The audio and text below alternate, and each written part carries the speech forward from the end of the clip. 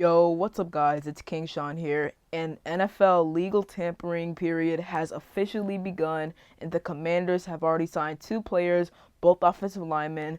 First, they signed Nick Gates, Giants offensive lineman who can play center, tackle, guard, whatever. They signed him to a 3-year deal, and then later they signed Andrew Norwell to a 3-year, $24 million deal. So I will be discussing those two signings today in this video. But if you guys are new to my channel, leave a like down below, subscribe, turn on notifications.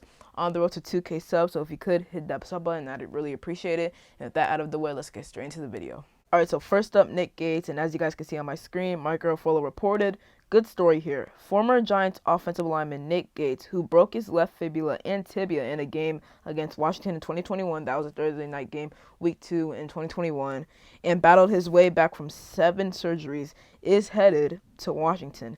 Gates has agreed to terms on a 3-year deal with the Commanders, sources said. So Nick Gates, he is a solid offensive lineman. He's been solid for the Giants since 2018 when he was drafted by them, I'm pretty sure.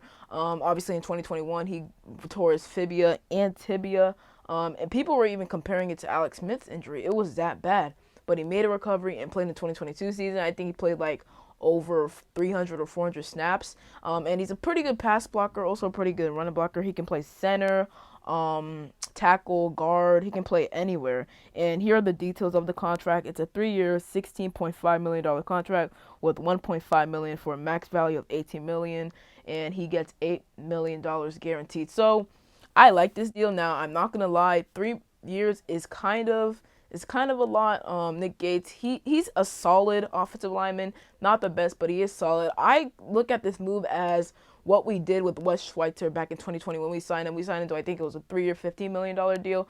This is basically it. This is basically Nick Gates. We obviously needed help on our offensive lineman, and we got that with Nick Gates. He can play center, guard, tackle, as I said. So I do like the signing as Nick Gates. I know some Commanders fans don't really like it, but I don't mind it at all. I think this is a nice, solid addition to our offensive linemen.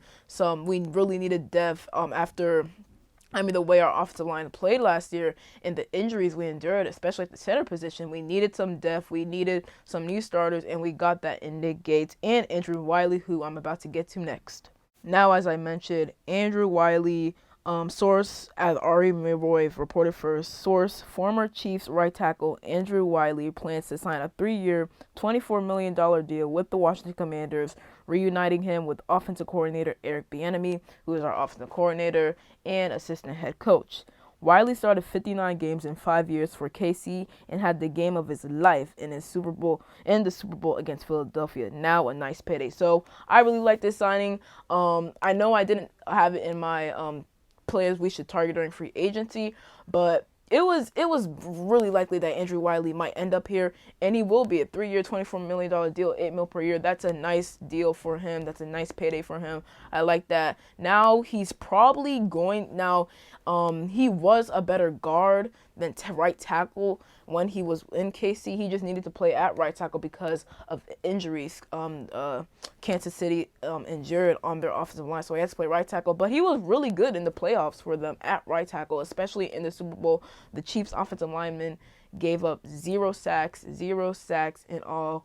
That is absolutely crazy. So I like Andrew Wylie a lot. This is a good deal. Him and Nick Gates. Now, the interesting thing is, I'm pretty sure we're going to let Wes Schweitzer walk now that we signed Nick Gates. Now, I wonder how our starting offensive line is going to look, because obviously we have Charles Leno at left tackle. That's set. Now, who's going to be our starting left guard?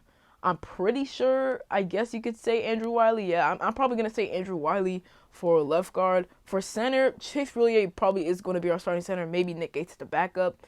Sam Cosmi, probably right guard. And then we would just need a right tackle. We would probably draft a right tackle. Maybe sign a right tackle. Maybe sign another tackle. We'll see.